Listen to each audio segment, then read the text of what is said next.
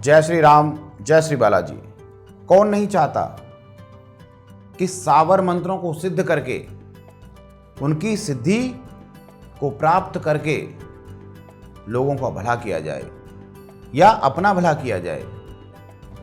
लेकिन जब सावर मंत्र सिद्ध नहीं होते तो व्यक्ति परेशान हो जाता है।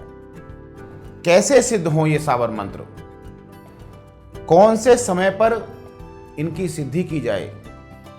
अगर एक बार आपने सावर मंत्रों को सिद्ध कर लिया तो आप बड़ी से बड़ी कठिनाइयों से मुक्त हो सकते हैं। किस प्रकार सावर मंत्रों को सिद्ध करके आप अपनी समस्याओं का समाधान खुद प्राप्त कर सकते हैं। और क्या ज्योतिष में भी कुछ सावर मंत्रों के बारे में कुछ लिखा है? कौन सा ऐसा समय होता है कि सावर मंत्र सिद्ध किए जाते हैं? आप एक बार विफल हो गए हैं, 2 बार विफल हो गए हैं, फिर भी सावर मंत्र आपको सिद्ध नहीं हो रहे हैं, तो ज्योतिष की दृष्टि से आज इसी बात की मैं चर्चा करूंगा कि ज्योतिष की दृष्टि से सावर मंत्रों को किस समय पर सिद्ध किया जाना चाहिए। अक्सर ऐसा सुनने में आता है कि लोगों की सावर मंत्रों की सिद्धि में बहुत तरह की परेशानियां आती हैं, उनको समस्याएं आती हैं।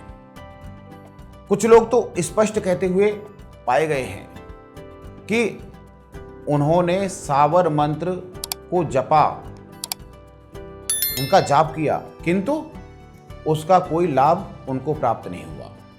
सच कहिए तो सावर मंत्र की सिद्धि न हो तो एकदम निराश हो जाना उचित नहीं है। सिद्धि प्राप्त करने की 2 या 3 बार हमें कोशिश करनी चाहिए। यदि फिर भी सफलता नहीं मिल रही हो तो उसके लिए अन्य कारणों को भी हमें तलाश करना अति आवश्यक है, क्योंकि किसी भी सावर मंत्र की सिद्धि न होने के बहुत से कारण हो सकते हैं। एक तो प्रमुख कारण ग्रहों की दशा होती है, क्योंकि किसी सावर मंत्र की सिद्धि में मंत्र साधना की जन्म कुंडली में ग्रहों की स्थिति और ग्रह दशाओं का विचार आवश्यक करना होता है। ज्योतिष के दर्पण में ये देखकर जान सकते हैं आप कि आपको सावर मंत्रों की सिद्धि होगी या नहीं होगी, आपको साधना करनी चाहिए या नहीं करनी चाहिए। मंत्रों की साधना में किस व्यक्ति को कब सिद्धि मिल सकती है, क्योंकि यदि ग्रहों की अनुकूल दशा में अगर आप साधना करते हैं तो निश्चित तौर पर आपको सफलता प्राप्ति होगी ही होगी। प्रिय दर्शकों, सावर मंत्र की साधना में जन्म कुंडली के अनुसार कौन से ग्रह अनुकूल फल देने वाले हैं यह भी देखा जाता है, या कौन से ग्रह प्रतिकूल फल देने वाले हैं, यह सब भी जानना बहुत जरूरी है। यदि सावर मंत्र साधना को कर्म समझा जाए तो जन्म कुंडली का 10वां भाव ही साधना की सफलता या असफलता का निर्णय कर सकता है। लेकिन अधिकांश ज्योतिषी 9वें भाव को मुख्य मानकर सावर मंत्र साधना की सिद्धि या असिद्धि अथवा साधक के ग्रहों का बलाबल निश्चित करते हैं।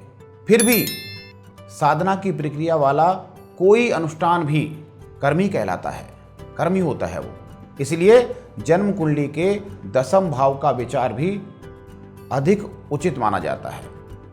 हालांकि कुछ ज्योतिषी इस विषय में 5वें भाव को भी अहम मानते हैं। ज्योतिषीय सिद्धांतों के अनुसार जन्म कुंडली के 9वें भाव में जिस ग्रह का प्रभाव होता है वैसी ही प्रकृति वह धारण करता है जातक। इससे यह ज्ञात हो जाता है कि साधक की प्रकृति सात्विक है, राजसिक है या तामसिक है। प्रिय दर्शकों, किसी भी व्यक्ति की जन्म कुंडली में यदि बुध, गुरु व मंगल एक साथ हों तो वह सगुण उपासना वाला व्यक्ति कहलाता है।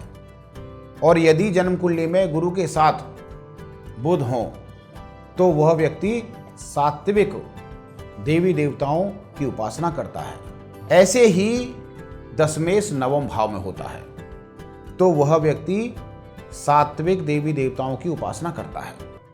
याद रहे, जन्म कुंडली के आधार पर यह स्पष्ट हमें पता चल जाता है कि कौन व्यक्ति सात्विक उपासना के मार्ग पर अग्रसर होगा। सात्विक उपासना करने वाले व्यक्ति की जन्म कुंडली में प्रमुख रूप से इस प्रकार के योग बनते देखे जाते हैं।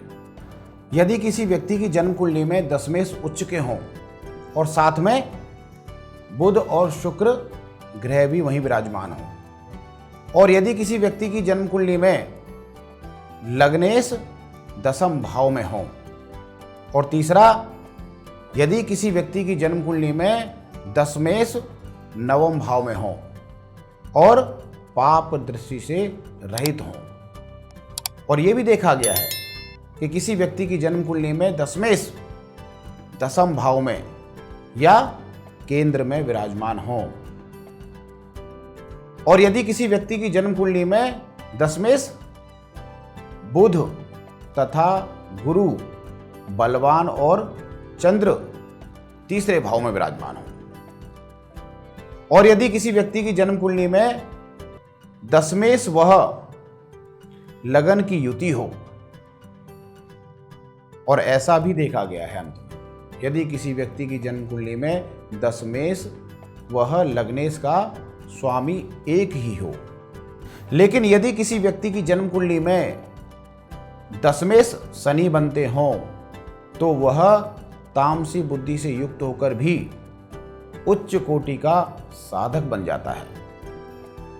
यदि शनि राहु के साथ हों तो उस व्यक्ति को रुचि तामसी साधनाओं में अधिक होगी। यह भी देखा जाता है कि किसी व्यक्ति को साधना में किसी की आवश्यकता पड़ती है तो कैसे योग बनते हैं। यदि किसी व्यक्ति की जन्म कुंडली में सूर्य शुक्र तथा चंद्रमा दशमेश हों तो वह दूसरे की मदद से साधना के पथ पर आगे बढ़ता है। किसी व्यक्ति की जन्म कुंडली में पंचम भाव परमात्मा से प्रेम का सूचक माना जाता है। यदि पंचम भाव और नवम भाव शुभ लक्षणों से युक्त हों तो वह व्यक्ति अति सफल साधक बनता है। और यदि किसी व्यक्ति की कुंडली में पंचम भाव में पुरुष ग्रहों का विशेष प्रभाव आता हो तो वह व्यक्ति पुरुष देवताओं का उपासक कहलाता है। परंतु यदि पंचम भाव में स्त्री ग्रहों का विशेष प्रभाव दिखता हो तो वह व्यक्ति देवी की उपासना करता है। पंचम भाव में सूर्य की स्थिति से यह ज्ञात हो जाता है कि वह व्यक्ति शक्ति का कैसा उपासक बन सकता है। और यदि किसी व्यक्ति की जन्म कुंडली में नवम भाव में मंगल हो या नवम भाव के ऊपर मंगल की दृष्टि हो तो वह व्यक्ति शिव की उपासना करता है। कुछ लोग मंगल को हनुमान जी का स्वरूप भी मानते हैं, इसलिए ऐसी स्थिति में उस व्यक्ति द्वारा हनुमान जी की उपासना किए जाने का संकेत भी मिलता है। और इसी प्रकार कुछ लोगों का मत यह भी है कि उस व्यक्ति को गुरु ग्रह के बल से शिव की उपासना से सफलता प्राप्त होती है, किंतु नवम भाव में शनि होने से लोग मानसिक साधनाओं में रुचि रखते हैं। वे व्यक्ति नवम भाव में शनि होने पर हनुमान जी की उपासना भी कर सकते हैं। आशा है मेरी बातों से यह बात स्पष्ट हो गई होगी। साबर मंत्रों की साधना में ज्योतिष का सहारा लेकर किस प्रकार आप लाभ उठा सकते हैं। इन्हीं शब्दों के साथ मैं अपनी वाणी को यहीं विराम देता हूँ। जय श्री राम, जय श्री बालाजी।